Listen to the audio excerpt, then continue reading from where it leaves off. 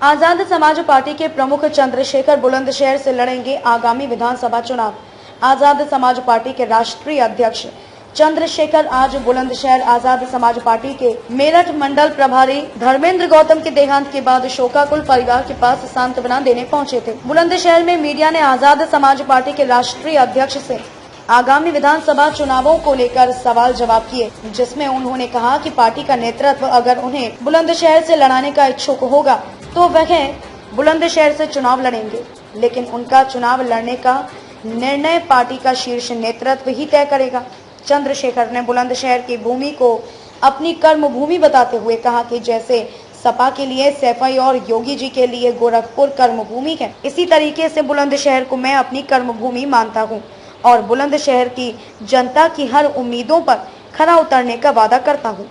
चंद्रशेखर ने ऐलान किया कि उत्तर प्रदेश में सभी विधानसभा सीटों पर संगठन तैयार है। सभी विधानसभा चुनाव लड़ने का उनका विचार है।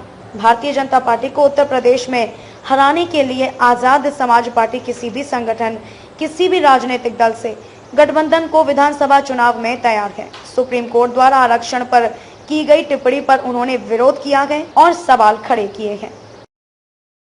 सर बताइए, चंचेड़ी यहाँ आना हुआ है जी, तो आप श्रद्धांजलि देने आए थे जी। इसके अलावा आपकी क्या रणनीति है आगामी विधानसभा चुनावों को लेकर बुलंदशहर? देखिए, पहले तो एक साथी खो दिया है और साथियों की अहमियत, एक कार्यकर्ता पदाधिकारी की अहमियत जो है, एक कार्यकर्ता दूसरा जानता है। मैं भी आजाद समाज पार्टी का एक कार्यकर्ता हूँ और मैंने अपना भाई खोया है, तो अब मैं परिवार से मिलने आया था और उनके आज के बाद उनके साथ जीवन में मेरा एक और रिश्ता हो गया है, तो मैं उस रिश्ते को निभाऊंगा।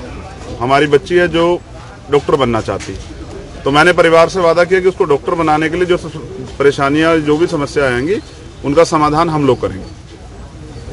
बुलंदशहर मेरी कर्म भूमि, भले ही मैं जन्मा सहारनपुर में हूँ, लेकिन ये मेरी कर्म भूमि है। यहाँ के लोगों ने मेरे ऊपर भरोसा किया। जब मैं पहला चुनाव लड़ने के लिए विधानसभा यहाँ आया तो इन्होंने मेरे ऊपर भरोसा भी किया, विश्वास भी किया और मुझे सपोर्ट भी किया। तो मैं बुलंदशहर को अपने घर की तरह देखता हूँ। तो घर में क्या रणनीति होती है, घर सबसे मजबूत किया जाता है, तो मैं इसे मजबूत करूंगा।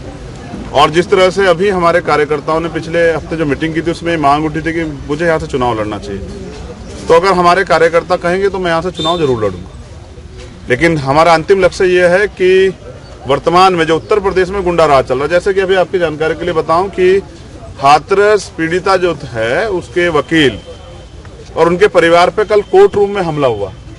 तो समझिए कि जब यहाँ कोर्ट में भी जो है सुरक्षित नहीं है लोग, तो फिर कोर्ट के बाहर क्या हो रहा होगा। तो यानी कि आम जनता न्याय कैसे सुनिश्चित होगा। तो मैंने तो माननीय न्यायालय से ट्वीट करके अभी अपील की है कि वो उस अपराधी को गिरफ्तार करें, क्योंकि अगर न्यायपालिका में से भी न्याय नहीं मिलेगा और वहां भी जनता सुरक्षित नहीं, तो न्याय सुनिश्चित कैसे होगा, ये बड़ा सवाल है। उत्तर प्रदेश जो है अपराध की राजधानी हो गया है, तो अब जनता यहाँ से मुक्ति चाहती है और इसके लिए 2022 की तैयारी हम लोग कर रहे हैं कि भारतीय जनता पार्टी की इस गुंडों की सरकार को यहाँ से हटाया जाए। बुलंदशहर को कितना लकी मानते हैं अपने लिए? पहली बार इलेक्शन में आपने पहले प्रत्याशी को अपनी पार्टी से बुलंदशहर से उतारा था जी, कितना लकी मानते हैं बुलंदशहर को? और किस विधानसभा से आप लड़ना चाहेंगे? अगर आप लड़ते तो किस विधानसभा? जैसा हमारे जिलाध्यक्ष जी और हमारी पार्टी के नेता आदेश करें, क्योंकि मैं तो आजाद समाज पार्टी कार्यकर्ता, हमारे यहाँ लोकतंत्र है, जो कोर कमेटी तय करेगी, जो हमारे जिले के संगठन के लोग तय करेंगे वही होगा। तो प्यार तो बहुत है बुलंदशहर से, पूरे इस प्यार को देखिए, ये तो प्यार करते, मेरी भी जिम्मेदारी बनती है कि धरातल पे जैसे सैफई है ना, जैसे गोरखपुर है, जैसे लखनऊ है, तो मैं बुलंदशहर को वही देखना चाहता हूँ, क्योंकि ये मेरी कर्म भूमि है। अब आप बताओ, उत्तर प्रदेश में आजाद समाज पार्टी कितनी सीटों पर चुनाव लड़ना का प्रयास कर रही है? उत्तर प्रदेश में आजाद समाज पार्टी 403 विधानसभाओं में अपना संगठन तैयार कर रही है। और जैसा मैंने पहले भी कहा कि अगर भारतीय जनता पार्टी की इस सरकार को, जो लोकतंत्र विरोधी है, संविधान विरोधी है, जो गरीबों के मजलूमों के अधिकार विरोधी है, सरकार को जो किसानों के विरोधी है, इस सरकार को अगर हटाने के लिए मुझे किसी का सहयोग लेना पड़ा या किसी को सहयोग देना पड़ा, तो मैं पीछे नहीं हटूंगा। क्या 403 पे लड़ेगी क्या? नहीं, मैंने आपको बताया तैयारी 403 पे की गई है। मतलब गठबंधन के लिए आप तैयार हैं? हाँ, मैं तैयार हूँ बिल्कुल, क्योंकि मैं इस सरकार को, जो वर्तमान में सरकार है, जहाँ व्यापारी भी बेबस है, जहाँ किसान भी बेबस है, जहाँ मजदूर भी बेबस है, आप समझिए 300 रुपए बढ़ा दिए 2 महीने में, और ये कहते थे अब महंगाई की मार से बचाने के लिए मोदी सरकार ले आओ। तो यही है ना, पेट्रोल के दाम देखिए क्या हो गए, गरीब अपने बच्चों को पढ़ा नहीं सकते हैं, तो इस प्रदेश को और इस देश को की रखवाली करना इस देश के नौजवानों की जिम्मेदारी। गठबंधन के लिए आप किस पार्टी पर भरोसा है कि अगर जो आपकी नीतियां हैं वो पार्टी आपके साथ मिलकर काम कर पाएगी? अगर जीत कर इसके लिए कॉमन मिनिमम प्रोग्राम है, हमारे अपने एजेंडे हैं, हमारे अपने मुद्दे हैं। जैसे हमारा मुद्दा है यहाँ महिलाओं की सुरक्षा, हमारा मुद्दा है यहाँ नौजवानों को रोजगार, हमारा मुद्दा है यहाँ टोल फ्री, हमारा मुद्दा है टोल जो देखिए कैसे लोगों की जेब काट रहे हैं, डबल लेते हैं। तो ये सब चीजें जो ना, हमारा मुद्दा है पढ़ाई, हमारा मुद्दा जो है रिजर्वेशन, तो हमारा मुद्दा है किसानों के लिए एमएसपी की गारंटी। तो ये जो सब चीजें हैं, किसानों का कर्जा माफ, बिजली का बिल देख रहे हैं आप, 7.5-8 रुपए यूनिट आती है उत्तर प्रदेश में, तो सोने के तारों में तो नहीं आती है।